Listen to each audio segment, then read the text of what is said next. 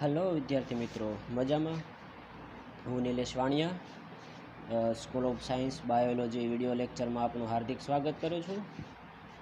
તો હવે અત્યારે તમારે લોકોને 12 સાયન્સ ચેપ્ટર નંબર 1 આપણે ચાલુ કરવાના છીએ, જેનું નામ છે સજીવોમાં પ્રજનન.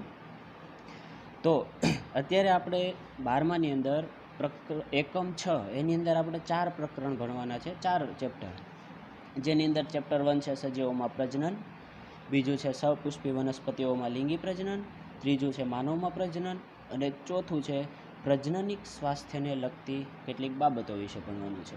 તો મતલબ આખા એકમની અંદર આપણે પ્રજનનને લગતી માહિતી મેળવવાની છે. પછી એ પહેલાં 2 ચેપ્ટરની અંદર આપણે વનસ્પતિના પ્રજનન વિશે જોઈશું અને બીજા 2 છે ચેપ્ટર એની અંદર આપણે માનવ અથવા તો પ્રાણીઓના પ્રજનન વિશે અભ્યાસ કરવાનો છે. તો અહીંયા આપણે ચેપ્ટર નંબર 1 ચાલુ કરવાનું છે આજે. તો ચેપ્ટર નંબર 1 છે આપણે સજીવોની અંદર જોવા મળતું પ્રજનન, એટલે કે સજીવોમાં પ્રજનન. તો હવે આપણને ખબર છે કે વર્ષોથી, કરોડો લાખો વર્ષોથી પૃથ્વી ઉપર દરેક સજીવો જે છે એની પેઢીઓ એટલે કે એની જાતિઓમાં આપણને જોવા મળે છે. તો દરેક સજીવો વર્ષોથી પોતપોતાની જાતિઓ અત્યાર સુધી જે જોવા મળે છે એના માટે જવાબદાર વસ્તુ કઈ છે? તો કે એના માટે જવાબદાર વસ્તુ છે પ્રજનન.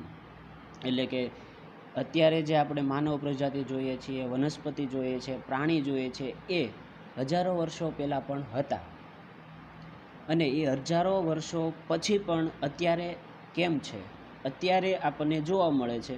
તો એના માટે જવાબદાર વસ્તુ કઈ છે? તો એના માટે જવાબદાર વસ્તુ જો કોઈ હોય તો મિત્રો એ છે પ્રજનન. એટલા માટે દરેક પ્રાણીઓ માટે પ્રજનન શું છે? એક મહત્ત્વની પ્રક્રિયા છે કે જે પ્રજનન વડે દરેક પ્રાણીઓ શું કરી શકે છે? તો કે પોતાની સંતતિઓ, પોતાની પ્રજાતિ જે છે એને શું કરી રાખે છે? જાળવી શકે છે. એટલા માટે પ્રજનન કેવું છે? ખૂબ જ અગત્યની મહત્ત્વની પ્રક્રિયા છે. હા, દરેક સજીવો જે છે એ પ્રજનન કરવા માટે સક્ષમ હોય છે અને દરેક સજીવો પ્રજનન કરતા હોય છે. પરંતુ પ્રજનન જે છે એની અંદર પણ આપણને બે પ્રકારે સજીવો પ્રજનન કરતા હોય છે, જે આપણે આગળ આ જ ચેપ્ટરમાં અભ્યાસ કરવાના છીએ. એના પહેલાં આપણે વાત કરવી હોય તો કોઈ પણ સજીવના પ્રજનન વિશે વાત કરતા હોઈએ, કોઈ પણ સજીવો વિશે વાત કરતા હોઈએ તો સૌ પ્રથમ આપણે વાત કરવી પડે એના જીવનકાળ વિશે. તો અહીંયા તમને પ્રશ્ન થશે કે જીવનકાળ એટલે શું? અને તરત તમારા માઇન્ડની અંદર વિચાર પણ આવશે, જવાબ પણ તમને જ મળી જશે કે જીવનકાળ એટલે આ. તો જેવો તમને કોઈ પ્રશ્ન પૂછે કે જીવનકાળ એટલે શું, એટલે તમે તરત જ જવાબ દેશો કે ભાઈ કોઈ પણ સજીવ છે જન્મે છે ત્યાંથી મરે ત્યાં સુધીની જે અવસ્થા છે, ત્યાં સુધીનો જે સમય છે એને આપણે શું કહીશું? જીવનકાળ. હા, આ જે વ્યાખ્યા છે એ આપણે કોમન દરેક માણસો, દરેક વિદ્યાર્થીઓના મોઢે આપણને આ સાંભળવા મળશે. આ વ્યાખ્યા સાચી પણ છે, પણ અહીંયા આપણે સાયન્સના વિદ્યાર્થી તરીકે જો આપણે વ્યાખ્યા આપવી હોય, સાયન્ટિફિક વ્યાખ્યા આપવી હોય તો સાયન્ટિફિક વ્યાખ્યા એ થશે કે જન્મથી લઈ અને સજીવના કુદરતી મૃત્યુ સુધીનો સમયગાળો. તો અહીંયા સાયન્ટિફિક વ્યાખ્યા આપવા માટે કુદરતી મૃત્યુ એક બહુ મહત્ત્વની વસ્તુ છે, એ વસ્તુ આપણે એડ કરવી જ પડે, તો જ આ વ્યાખ્યા સાયન્ટિફિક બનશે. કેમ કે દરેક સજીવ જે છે એ જન્મે છે એનો આપણને ખબર છે નાશ થવાનો છે, જન્મે છે એનું મૃત્યુ થવાનું જ છે. હા, એક્સેપ્ટ એકકોષીય સજીવો, એકકોષીય સજીવો છે એને બાદ કરતા. કેમ એ આપણે આગળ હમણાં જોવાના છીએ. તો જીવનકાળ જે છે એની અંદર જન્મથી લઈ અને સજીવના કુદરતી મૃત્યુ સુધીનો સમયગાળો. હવે આપણને ખબર છે અહીં કુદરતી મૃત્યુ જ કેમ આપણે અગત્યનું છે? તો કે દરેક સજીવો, કોઈ પણ સજીવ છે એનો જીવનકાળ નક્કી કરવા માટે લેવું પડે આપણે ફરજિયાત કુદરતી મૃત્યુ. કેમ? તો કે આપણને ખબર છે કોઈ પણ સજીવ જે છે એ જન્મે છે તો દરેકનો જીવનકાળ સરખો નથી હોતો. ફોર એક્ઝામ્પલ તરીકે આપણે વાત કરીએ તો ભાઈ ચલો, કોઈ પણ માણસ જે છે એ ઘરેથી નીકળ્યો છે, ગાડી લઈને જાય છે, એની ઉંમર છે 40 વર્ષ, અને જતો જતો રસ્તા ઉપર એનું એક્સિડન્ટ થયું અને ત્યાં એનું ડેથ થઈ ગયું, એટલે કે મરી ગયો. હવે બીજો વ્યક્તિ જે છે, ચલો એ જીવે છે 60-70 વર્ષ સુધી જીવે છે અને કોઈ પણ કુદરતી રીતે એનું મૃત્યુ થઈ જાય છે.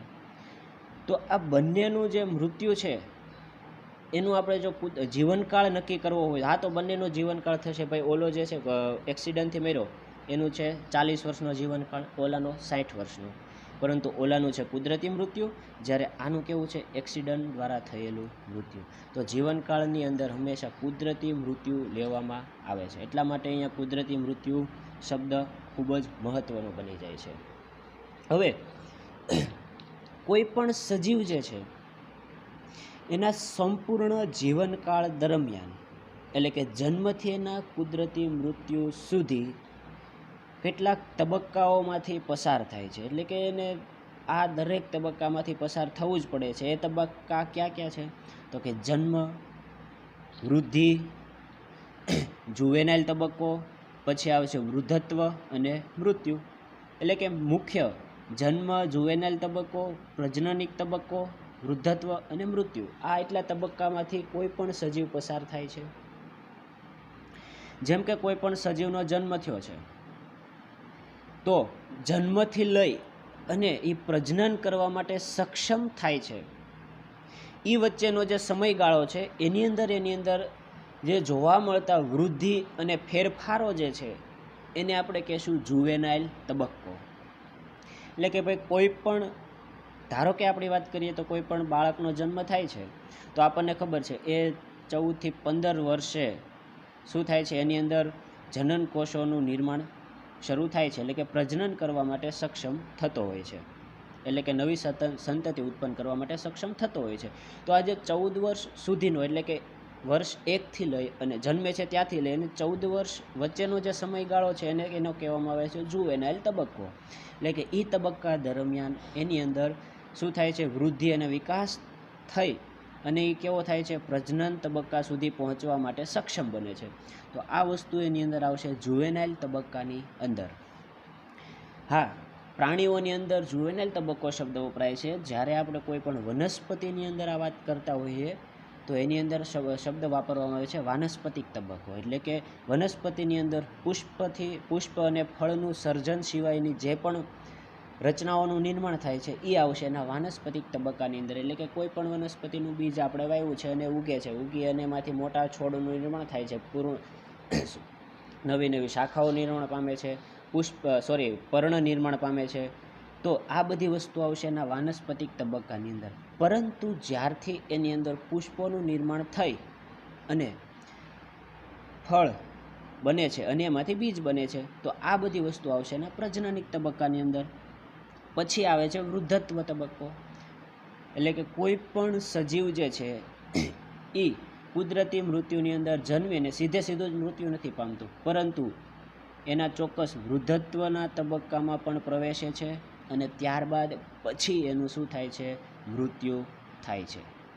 ક્લિયર એટલી વસ્તુ? તો જીવનકાળની અંદર સજીવ એટલા તબક્કાની અંદરથી પસાર થાય છે અને પછી એનું મૃત્યુ થાય છે.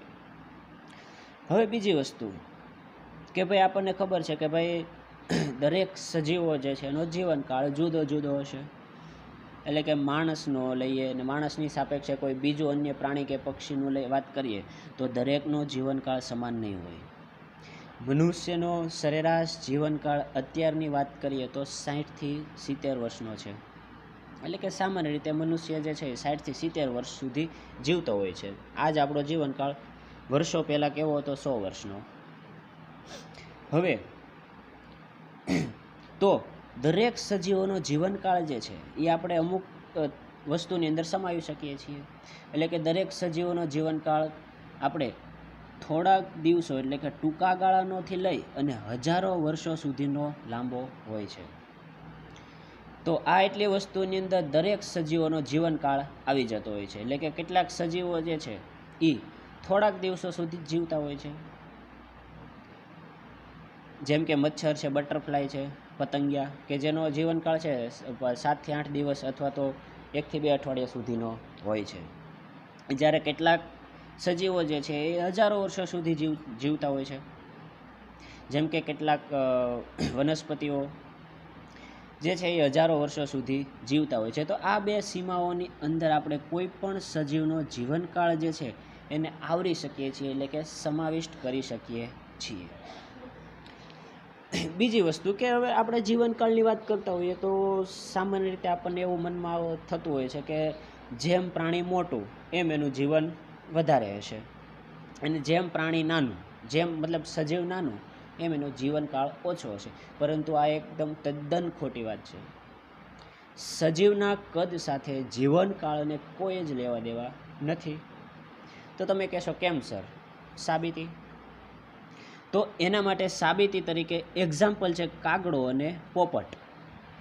હા, કાગડો અને પોપટ જેની આપણે વાત કરીએ તો બંનેનું કદ જે છે એ આમ ગણો તો એક સમાન છે, એટલે કે બંનેના કદ છે એ સમાન છે, એટલે કે એક જ સરખા કદના છે. કાગડો અને પોપટ બધાએ જોયેલા છે. હા, એના કલર ને એ બધું અલગ અલગ છે, પરંતુ એનું કદ કેવું છે, લગભગ એક સમાન છે. પરંતુ બંનેના જીવનકાળ જે છે એની અંદર બહુ જ મોટો ડિફરન્ટ છે.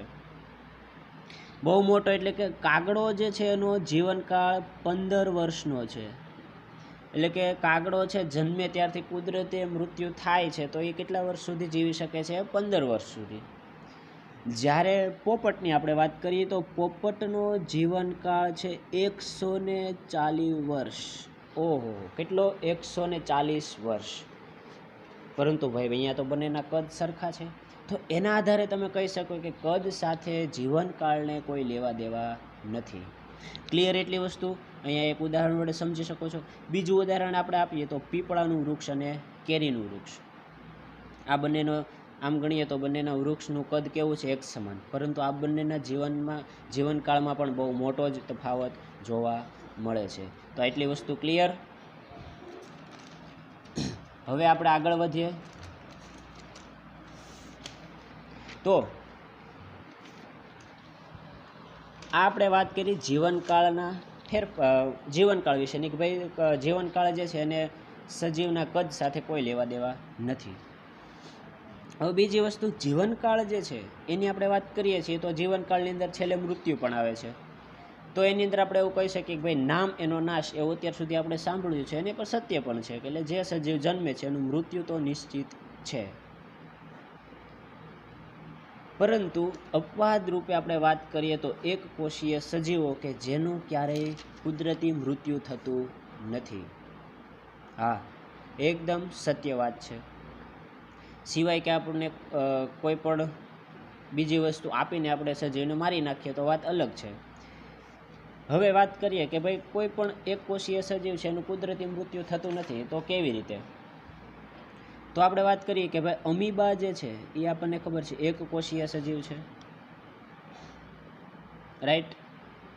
હવે આ અમીબા જે છે એની અંદર પ્રજનન જે છે એ આપણને સામાન્ય રીતે ખબર છે એકલિંગી પ્રજનન જોવા મળે છે, એટલે કે દ્વિભાજન દ્વારા. એટલે કે શું થાય છે કે કોષ જે છે એના કોષ કેન્દ્રની અંદર રહેલા રંગસૂત્રો, કોષરસ, આ બધી જ વસ્તુનું દ્વિગુણન થઈ અને શું થાય છે? એક અમીબામાંથી 2 અમીબાઓનું નિર્માણ થાય છે. અહીંયા આવી જ રીતે 2માંથી શું થાય છે? ફરીથી 4 અમીબા બનશે. હવે અહીંયા જે મેઇન પિતૃ અમીબા છે એનું ક્યાંય મૃત્યુ થતું જ નથી, કેમ કે અમીબા જે છે એ ડાયરેક્ટ શું થાય છે? 2 બાળકોષોમાં રૂપાંતરિત થાય છે. હવે અહીંયા 2 બાળકોષોની અંદર એનું અસ્તિત્વ, બાળકોષોમાં રૂપાંતરિત થઈ ગયું, અહીંયા એનું અસ્તિત્વ જ નથી. તો અસ્તિત્વ નથી તો એનો નાશ કઈ રીતે થશે? એનું મૃત્યુ કઈ રીતે થશે? તો એટલા માટે એનું મૃત્યુ ક્યારેય થતું જ નથી. તો જ્યારે કોઈ પણ આપણે એક કોષીય સજીવોની વાત કરીએ તો એક કોષીય સજીવોનું કુદરતી મૃત્યુ ક્યારેય થતું નથી. કેમ? તો કે એની અંદર અલિંગી પ્રજનન જોવા મળે છે, એટલે કે દ્વિભાજન દ્વારા એનું પ્રજનન થાય છે, એટલે એક કોષમાંથી 2 કોષોમાં રૂપાંતરિત થઈ અને નવા સજીવનું નિર્માણ કરે છે. એટલા માટે એનું કુદરતી મૃત્યુ થતું નથી. હવે બીજી વસ્તુ કે આપણી બુકની અંદર કેટલાક પ્રાણીઓ આપેલા છે. પ્રાણીઓ સજીવો એટલે કે પ્રાણીઓ છે, એની અંદર વનસ્પતિ છે, માખી છે, કીટક, આ બધી વસ્તુ આપણને આપેલી છે. અને કેટલાકના એની અંદર તમને જીવનકાળ આપેલા છે અને કેટલાકના જીવનકાળ નથી આપેલા. તો અહીંયા મેં જીવનકાળ લખેલા છે, તમે લોકો સ્ક્રીનશોટ લઈને અથવા તો ડાયરેક્ટ બુકની અંદર લખી શકો છો. તો એની અંદર સૌ પ્રથમ તમને આપેલો છે હાથી. તો હાથી જે છે એનો જીવનકાળ કેટલો છે? તો એનો જીવનકાળ છે 60 થી 70 વર્ષ. પછી આપેલો છે ગુલાબનો છોડ. તો ગુલાબનો છોડ જે છે એનો જીવનકાળ સામાન્ય રીતે 5 થી 7 વર્ષનો હોય છે. પછી કૂતરો, તો એનો 10 થી 13 વર્ષનો જીવનકાળ હોય છે. પતંગિયું 1 થી 2 અઠવાડિયા સુધી જીવી શકે છે. કાગડો, એની આપણે વાત કરી લીધી આગળ, 15 વર્ષ જીવનકાળ છે. પછી આપેલી છે આપણને કેળ, એનો જીવનકાળ 25 વર્ષ જેટલો છે. ગાય જે છે એ સામાન્ય રીતે 15 વર્ષ જેટલું જીવતી હોય છે. પોપટની પણ આપણે આગળ વાત કરી લીધી, કેટલું એનું આયુષ્ય છે જીવનકાળ 140 વર્ષ. મગરની વાત કરીએ તો એ 60 વર્ષ જેટલું જીવે છે. ઘોડો પણ 60 વર્ષ જેટલું જીવતો હોય છે. ફળમાખી, તો કે ફળમાખી જે છે ડ્રોસોફિલા, એ સામાન્ય રીતે 1 થી 2 અઠવાડિયે જીવતી હોય છે. ડાંગરનો છોડ, એ તો આપણને ખબર જ હોય છે, ખેડૂતના છોકરા હોય છે એને તો ખબર જ છે કે ભાઈ 3 થી 4 મહિનામાં શું થતું હોય છે, એ પાકે જતો હોય છે, એટલે એનો જીવનકાળ કેટલો હશે? 3 થી 4 મહિના. કાચબાનો સરેરાશ જીવનકાળ જે છે 100 થી 150 વર્ષ હોય છે. વડનું વૃક્ષ 200 થી 300 વર્ષ એનો જીવનકાળ હોય છે. તો આ આપણી બુકની અંદર આપેલા દરેક સજીવોના જીવનકાળ વિશેની વાત થઈ. ક્લિયર એટલી વસ્તુ? હા, અમુક સજીવોના જીવનકાળ જે છે એ તમને અમુક જગ્યાએ અલગ અલગ જોવા મળતા હોય છે. તો એ જે તે સજીવ જે છે એની જાતિ કે પ્રજાતિ ઉપર આધાર રહેલો હોય છે. જેમ કે આપણે કૂતરાની વાત કરીએ તો કૂતરાના જીવનકાળની આપણે વાત કરી તો એની અંદર આપણે લખ્યું કે 10 થી 13 વર્ષ જીવે છે, પરંતુ કયા પ્રકારનો કૂતરો છે એની અંદર આપણને ખબર છે જર્મન શેફર્ડ ને લાબ્રાડોર ને કેટલા પ્રકારના કૂતરાઓ આવતા હોય છે. તેમાંથી કયો કૂતરો છે એની વાત કરતા હોય તો એના જીવનકાળ આપણને અલગ અલગ જોવા મળશે, પરંતુ અહીંયા આપણે સામાન્ય રીતે કૂતરાની વાત કરેલી છે એટલા માટે આપણે 10 થી 13 વર્ષનો જીવનકાળ લખેલો છે. ક્લિયર એટલી વસ્તુ? હવે આ ચેપ્ટરની મુખ્ય વસ્તુ પ્રજનન વિશે આપણે વાત કરીએ. તો પ્રજનન જે છે એ દરેક સજીવો માટે ખૂબ જ અગત્યની ઘટના છે. જેવી આપણે આગળ વાત કરી કે ભાઈ કોઈ પણ સજીવ જે છે એ વર્ષો સુધી ટકી રહેવા માટે શું કરવું પડતું હોય છે? ને પ્રજનન, એટલે કે એની સંતતિને ટકાવી રાખવા માટે પ્રજનન કરવું પડતું હોય છે. કે કોઈ પણ સજીવ જન્મે છે તો જન્મી અને આગળ એની પેઢીને જીવતી રાખી શકે એટલા માટે એને શું કરતા હોય છે? પ્રજનન કરતા હોય છે. એમાંથી એનું બીજું સજીવ નિર્માણ પામે છે. એ પણ સજીવ શું કરશે? તો કે ભાઈ પ્રજનનિક અવસ્થા સુધી પહોંચી અને ફરીથી નવા સજીવનું નિર્માણ કરશે. અને આવી જ રીતે હજારો વર્ષોથી અત્યાર સુધી દરેક સજીવો જે છે એની સંતતિઓ જળવાયેલી હોય છે. એના માટે જવાબદાર વસ્તુ કઈ છે? પ્રજનન. તો પ્રજનન એટલે શું? તો પ્રજનન એ એક એવી પ્રક્રિયા છે કે જેમાં પોતાને મળી આવે એવી સંતતિ ઉત્પન્ન કરવી. એટલે કે જે પણ સજીવ જે છે, પ્રજનન કોને કહેવાય? તો કે ભાઈ પ્રજનન એટલે સજીવ જે છે એને મળતી આવતી નવી એના જેવી જ સંતતિનું નિર્માણ કરતી પ્રક્રિયા કે જેને આપણે શું કહીએ છીએ? પ્રજનન. ક્લિયર એટલી વસ્તુ? કે જેના વડે સજીવ જે છે એ સજીવ જેવી જ અથવા તો અલિંગી પ્રજનનની આપણે વાત કરશું તો સજીવની એક્ઝેક્ટ કોપી શું થાય છે? એના જેવી જ સંતતિ ઉત્પન્ન થતી હોય છે. હવે દરેક સજીવ જે છે એ પ્રજનન કરે છે, તો એ પ્રજનન કરી અને શું કરે છે? વૃદ્ધિ પામે છે. વૃદ્ધિ પામી પુખ્ત બને છે અને એ સજીવ પણ પુખ્ત બનીને શું કરે છે? નવી સંતતિ ઉત્પન્ન કરવા માટે સક્ષમ થાય છે. એટલે કે એ સજીવ પણ શું કરશે? નવી સંતતિ ઉત્પન્ન કરશે. હા, આ સજીવ જે છે એ જન્મ્યું છે, નવી સંતતિ ઉત્પન્ન કરી છે, એ પણ જન્મ, વૃદ્ધિ અને છેલ્લે શું થાય છે? મૃત્યુ. આટલા ચક્રમાંથી દરેક સજીવોને શું થવું પડતું હોય છે? પસાર થવું પડતું હોય છે. એટલે કે શું થાય છે? દરેક સજીવ જે છે એ પ્રજનન કરીને નવા સજીવનો જન્મ કરે છે. એ સજીવ શું કરશે? એનો પણ જન્મ થઈ ગયા પછી એની શું થશે? વૃદ્ધિ, અને છેલ્લે એનું શું થશે? મૃત્યુ તો નિશ્ચિત જ છે. આપણે વાત કરી નામ એનો નાશ. ક્લિયર એટલી વસ્તુ? હવે પ્રજનન જે છે એની આપણે વાત કરી કે ભાઈ વનસ્પતિને અથવા સજીવનું શું છે? તો કે એની પેઢી દર પેઢી જાળવી રાખે છે. તો આ પ્રજનન જે છે એની અંદર દરેક સજીવ જે છે એનું પેઢી દર પેઢી સાતત્ય જળવાઈ રહે છે. એટલે કે જે મનુષ્ય છે તો એ દરેક પ્રજનન વડે પેઢી દર પેઢી મનુષ્ય જે છે એ એમને જળવાઈ રહેતો હોય છે. પ્રાણી છે તો એ દરેક બીજું કોઈ પણ પ્રાણી છે તો એ જળવાઈ રહેતું હોય છે. આવી જ રીતે પ્રજનન જે છે એ શું કરે છે, જનીનિક ભિન્નતા સર્જાય છે અને પ્રજનન દરમિયાન વારસામાં ઉતરી આવે છે. એટલે કે આપણે જો લિંગી પ્રજનનની વાત કરતા હોઈએ તો લિંગી પ્રજનન વડે દરેક સજીવોની અંદર ભિન્નતા સર્જાય છે. એટલે કે કંઈક ને કંઈક એના જનીનોની અંદર ફેરફાર આવતો હોય છે અને આ જ જનીનો જે છે એ લિંગી પ્રજનન દ્વારા સજીવની અંદર વારસામાં ઉતરતા હોય છે.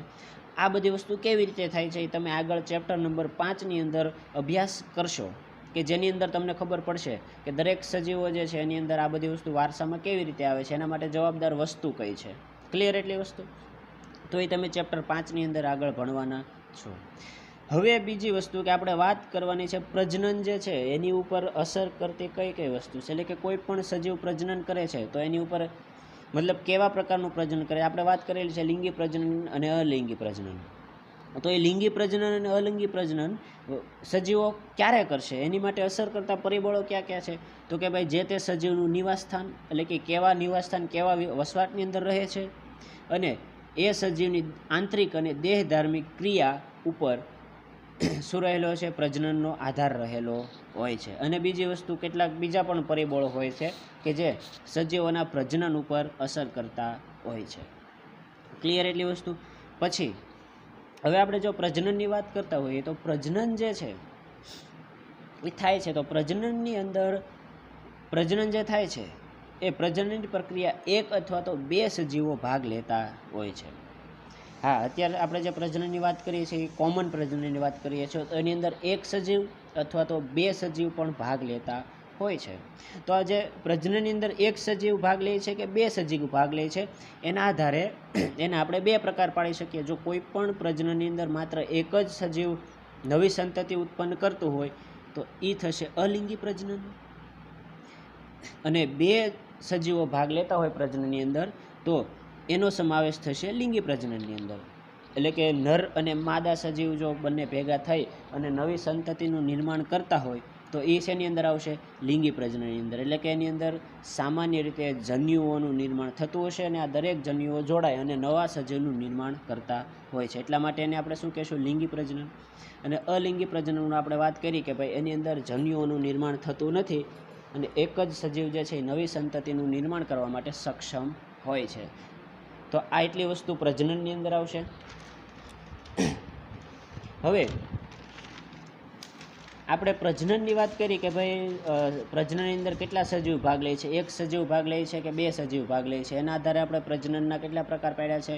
પાડ્યા હતા બે પ્રકાર, લિંગી પ્રજનન અને અલિંગી પ્રજનન. તો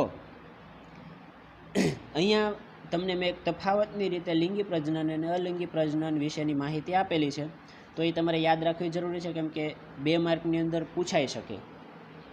તો લિંગી પ્રજનન અને અલિંગી પ્રજનનની આપણે વાત કરીએ તો અલિંગી પ્રજનન એટલે પ્રજનનની અંદર એક જ પિતૃમાંથી જન્યુના નિર્માણ કે નિર્માણ થયા વગર સંતતિનું સર્જન. તો એને આપણે શું કહેશું?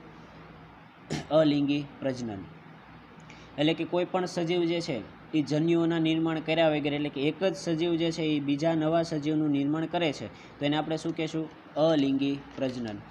જ્યારે લિંગી પ્રજનનની વાત કરીએ તો બે પિતૃ, કેવા? બે પિતૃ પરંતુ વિરુદ્ધ પ્રજાતિના. વિરુદ્ધ પ્રજાતિ એટલે કે નર અને માદા. તો બે પિતૃઓ પ્રજનન પ્રક્રિયામાં ભાગ લેતા હોય અને નર અને માદા જન્યુઓના જોડાણથી થતું પ્રજનન, એને આપણે કેવું કહેશું? લિંગી પ્રજનન. હવે આની અંદર કેટલાક તફાવતો છે. તો આપણે વાત કરી કે ભાઈ લિંગી પ્રજનન, અલિંગી પ્રજનન. લિંગી પ્રજનનની અંદર જન્યુઓનું જોડાણ થાય છે, એટલે કે બે અલગ અલગ સજીવો જે છે એના જન્યુઓ જોડાશે અને એના જન્યુઓ જોડાશે એટલે એની અંદર વિવિધતા જોવા મળે છે. આપણને ખબર છે દરેક સજીવો જે છે એના જનીન દ્રવ્ય જે છે એની અંદર ડીએનએની અંદર દરેક સજીવોના ડીએનએ અલગ અલગ હોય છે. તો જેમ બે સજીવો ભેગા થઈ અને જ્યારે પ્રજનન કરશે તો એની અંદર આપણને ખબર છે ભિન્નતા જોવા મળશે. જ્યારે અહીંયા બે સજીવો જ ભેગા થતા નથી, માત્ર જે સજીવ છે એનું એ સજીવ જ નવું સજીવ નિર્માણ પામે છે તો એની અંદર ક્યારેય ભિન્નતા જોવા મળશે નહીં. એટલા માટે અલિંગી પ્રજનનની અંદર ભિન્નતા જોવા મળશે નહીં. જ્યારે આની અંદર ભિન્નતા જોવા મળશે. અલિંગી પ્રજનન જન્યુઓનું નિર્માણ જ થતું નથી, કારણ કે બે સજીવો જોડાતા નથી, એટલા માટે જન્યુઓનું જોડાણ કે નિર્માણ થતું નથી. જ્યારે આની અંદર બે સજીવોના જન્યુઓ જોડાશે ત્યારે જ પ્રજનન થશે, એટલા માટે જન્યુઓનું જોડાણ દ્વારા જ પ્રજનન થશે. સંતતિની આબેહૂબ પિતૃ જેવી જ નકલ ક્લોન, જ્યારે સંતતિ ભિન્ન. હવે અલિંગી પ્રજનનની આપણે વાત કરીએ છીએ તો આપણને ખબર છે એની અંદર બે સજીવો જોડાતા જ નથી. જે સજીવ છે એમાંથી જ બીજું સજીવ નિર્માણ પામે છે. તો શું થશે? કોપી ટુ કોપી જે સજીવ છે એના જેવું જ સજીવ નિર્માણ પામશે. અને આ જ સજીવ જે નિર્માણ પામે છે એ કેવું હશે? કોપી ટુ કોપી પિતૃ જેવું જ હશે. એટલા માટે એને શું કહેવામાં આવે છે? પિતૃની આબેહૂબ પ્રતિકૃતિ અથવા તો ક્લોન. જ્યારે આમાં સંતતિ કેવી હશે? પિતૃને મળતી આવતી હશે, પરંતુ હશે કેવી? ભિન્ન. હવે અલિંગી પ્રજનન જે છે એ સરળ અને ઝડપી પ્રક્રિયા છે. હા, કેમ કે એની અંદર જન્યુઓનું જોડાણ થતું નથી, એટલા માટે થોડીક પ્રક્રિયા સરળ પણ છે અને ઘાયઘા ઝડપી થતી પ્રક્રિયા છે. જ્યારે આ પ્રક્રિયા કેવી છે? ધીમી અને જટિલ, કે એની અંદર શું થશે? જન્યુઓનું નિર્માણ થશે. આ બંને જન્યુઓ એકાબીજા સાથે નજીક આવવા માટેની પ્રક્રિયા થશે અને આ બંને જન્યુઓ શું થશે? એકાબીજા સાથે જોડાય અને પછી નવા સજીવનું નિર્માણ કરતું હોય છે. એટલા માટે પ્રક્રિયા કેવી હશે? ધીમી અને જટિલ. હવે આપણે વાત કરવાની છે મિત્રો અલિંગી પ્રજનન. તો અલિંગી પ્રજનન અત્યાર સુધી આપણે વાત કરતા આવ્યા કે ભાઈ કોઈ પણ એક પિતૃમાંથી જન્યુઓના જોડાણ થયા વગર નવી સંતતિનું નિર્માણ, કે જેને આપણે કહીએ છીએ અલિંગી પ્રજનન. હવે અલિંગી પ્રજનનની આપણે જો વાત કરીએ કે ભાઈ અહીંયા આપણે વાત કરી કે કોઈ પણ એક જ પિતૃ જે છે એ સજીવ સર્જે છે, તો એ એક પિતૃ કેવો છે? સંતતિ સર્જવા માટે સક્ષમ હશે, ત્યારે જ આ વસ્તુ બનતી હશે. બીજું, અહીંયા અલિંગી પ્રજનન વડે જે નવું સજીવ નિર્માણ પામે છે એ કેવું છે? પિતૃ જેવું જ નહીં, પરંતુ પિતૃની આબેહૂબ કેવી છે? પ્રતિકૃતિ, એટલે કે ઝેરોક્સ કોપી. જેવું છે પિતૃ, કોપી ટુ કોપી એવું જ. જનીનિક દ્રષ્ટિએ પણ અને બાહ્યકાર વિદ્યાની દ્રષ્ટિએ, બાહ્યકાર રચનાની દ્રષ્ટિએ પણ કેવું છે? એક્ઝેક્ટ કોપી ટુ કોપી એના પિતૃ જેવું જ હશે. એટલા માટે એને શું કહેવામાં આવે છે? આબેહૂબ પ્રતિકૃતિ. હવે તો અહીંયા આબેહૂબ પ્રતિકૃતિ છે અને જનીનિક પ્રતિકૃતિ અથવા તો ક્લોન પણ કહેવામાં આવે છે. તો અહીંયા જનીનિક પ્રતિકૃતિ એટલે શું? તો એની જો આપણે વાત કરીએ તો જે પણ સજીવ એટલે કે પિતૃમાંથી નિર્માણ પામેલું સજીવ છે એ બાહ્યકાર અને જનીનિક રીતે કેવું છે? સમાન.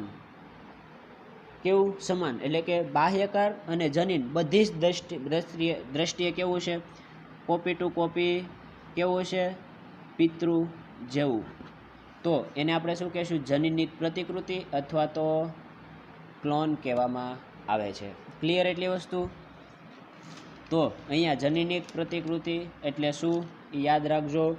બાહ્યકાર અને જનીનિક દ્રષ્ટિએ સમાન સજીવ એટલે કે પિતૃ જેવું જ જો હોય તો એને આપણે શું કહેશું? જનીનિક પ્રતિકૃતિ અથવા તો ક્લોન કહેશું.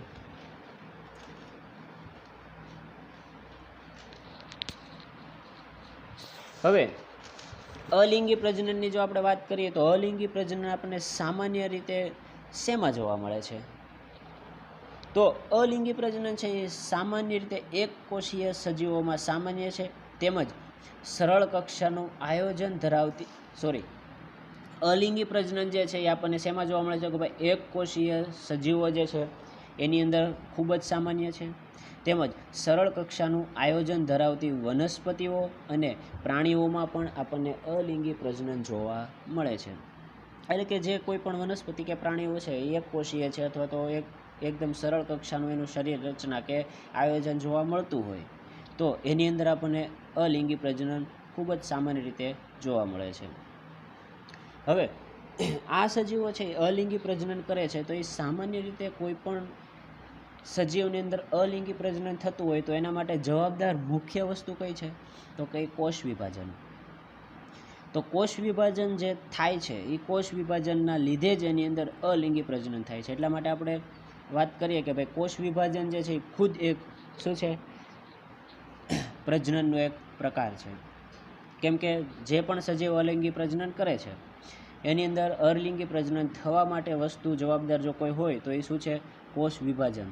એટલે કે કોષ વિભાજનના અંતે જ દરેક સજીવ જે છે એના જેવું બીજું નવું સજીવનું નિર્માણ કરતું હોય છે. એટલે કે આ કોષ વિભાજનની અંદર સામાન્ય રીતે સમવિભાજન થાય છે. હવે પ્રોટિસ્ટા અને મોનેરા જેવા કેટલાક સજીવો જે છે પ્રાથમિક કક્ષાના સજીવો, એની અંદર આપણને આવા પ્રકારનું કોષ વિભાજન એટલે કે પ્રજનન શું જોવા મળે છે? સામાન્ય રીતે જોવા મળે છે. એટલે કે આ સજીવો જે છે એ કોષ વિભાજન દ્વારા શું થાય છે? બે નવા સજીવોનું નિર્માણ કરે છે. એટલે કોઈ પણ એક પ્રોટિસ્ટા સજીવ જે છે એ એના જેવું જ બીજું નવું સજીવ નિર્માણ કરતું હશે ત્યારે શું કરે છે? એ કોષ વિભાજન કરી અને એના જેવા જ બે નવા સજીવોનું નિર્માણ કરે છે. તો એને આપણે શું કહેશું? એ પણ એક પ્રકારનું અલિંગી પ્રજનન છે. હવે પછી આગળ આપણે ભણવાનું છે દ્વિભાજન, કલિકા સર્જન, કોષ્ઠન, અંતઃકલિકા સર્જન, અવખંડન, અને છેલ્લે પછી આપણે ભણશું વનસ્પતિઓની અંદર પણ જે અલિંગી પ્રજનન થાય છે એના વિશે. જે આપણે તમે વનસ્પતિઓની અંદર જે અલિંગી પ્રજનન થાય છે એના વિશે આપણે ધોરણ 11 ચેપ્ટર 5ની અંદર આપણે વાત કરેલી છે. તો એ વસ્તુ થોડીક આપણે રિવાઇઝ કરવાની રહેશે. હવે આપણે આગળ જોવાનું છે દ્વિભાજન, કલિકા સર્જન, કોષ્ઠન, અંતઃકલિકા, અવખંડન. હવે દ્વિભાજન એટલે શું? આ એક અલિંગી પ્રજનનનો એક પ્રકાર જ છે. તો દ્વિભાજન એટલે કે કોઈ પણ સજીવ મતલબ કે સજીવ જે છે એનો એક કોષ જે છે એ શું થાય છે? બે કોષમાં વિભાજિત થઈ અને નવા બે સજીવોનું નિર્માણ કરે છે, જેને આપણે શું કહીશું? દ્વિભાજન. એના એક્ઝામ્પલમાં આપેલું છે અમીબા અને પેરામિશિયમ. હવે આપણને ખબર છે અમીબા જે છે કેવું છે? એક કોષીય સજીવ છે. તો એનું પ્રજનન કેવી રીતે થાય છે? તો કે આ અમીબા કોષ છે એનું કોષ કેન્દ્રની અંદર આવેલું જનીનદ્રવ્ય છે એ બહુગુણિત થાય છે. એટલે કે એક જેટલા જનીનદ્રવ્યો છે એનું ડબલ બનાવી નાખે છે અને પછી શું થાય છે? એનું કોષરસ વિભાજન થઈ અને શું થાય છે? એકમાંથી બે બાળ અમીબાઓનું નિર્માણ થાય છે. એટલા માટે એને શું કહેવામાં આવે છે? દ્વિભાજન. પછી છે કલિકા સર્જન. તો આની અંદર શું થાય છે? એક્ઝામ્પલ તરીકે ઈસ્ટ અને બીજું છે હાઇડ્રા. તો આ સજીવોની અંદર સામાન્ય રીતે એના શરીરની બહાર અસમ વિભાજન અથવા તો કલિકા સ્વરૂપે કોષોનું નિર્માણ થઈ અને એમાંથી નવા સજીવનું નિર્માણ થતું હોય છે. એટલે કે સજીવના કોષ કે શરીર પર અસમાન વિભાજન દ્વારા શું થતું હોય છે? પ્રજનન થતું હોય છે. એટલે કે એને કલિકા સ્વરૂપે નિર્માણ થઈ અને શું થાય છે? નવા સજીવનું નિર્માણ થાય છે. તો એ કોની અંદર થાય છે? ઈસ્ટ અથવા તો હાઇડ્રાની અંદર આપણને જોવા મળે છે. ક્લિયર એટલી વસ્તુ વિદ્યાર્થી મિત્રો? એટલે કે આ સજીવોની અંદર શું થાય છે? તો કે ભાઈ સજીવોની શરીર દેહની બહાર એક કલિકા સ્વરૂપે નિર્માણ થાય છે. આ કલિકા પુખ્ત બની અને શું થાય છે? શરીર દેહથી છૂટી પડી અને નવા સજીવનું નિર્માણ કરે છે. એનું એક્ઝામ્પલ છે ઈસ્ટ અને હાઇડ્રા. ઈસ્ટ જે છે એ આવું સજીવ છે તો એના શું થશે? એના શરીર ઉપર ઝીણી એવી કલિકાનું નિર્માણ થશે. આ કલિકા થોડીક પુખ્ત બનશે અને શું થશે?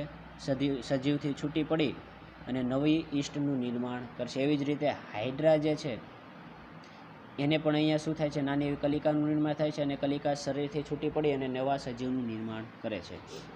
પછી આપણે વાત કરવાની છે કોષ્ઠન. તો કોષ્ઠન જે છે એ સામાન્ય રીતે અમીબાની અંદર જોવા મળે છે. તો આ કોષ્ઠન અને અંતઃકલિકા સર્જન અને અવખંડન અને ત્યારબાદ વનસ્પતિઓમાં અલિંગી પ્રજનન, આ બધી વસ્તુ હવે આપણે આવતા લેક્ચરની અંદર વાત કરીશું. તો અત્યારે અહીંયા સુધી આપણે રાખીએ છીએ વિદ્યાર્થી મિત્રો. તો આઈ હોપ કે તમને લોકોને બધું સમજાણું હશે અને આ વિડીયો ધ્યાનથી જોજો અને સમજવાની કોશિશ કરજો. આની અંદર જે બધું રાઇટિંગ છે એ તમારે નોટ્સ બનાવવી હોય તો એના માટે પણ તમને હેલ્પફુલ થશે. Okay, thank you.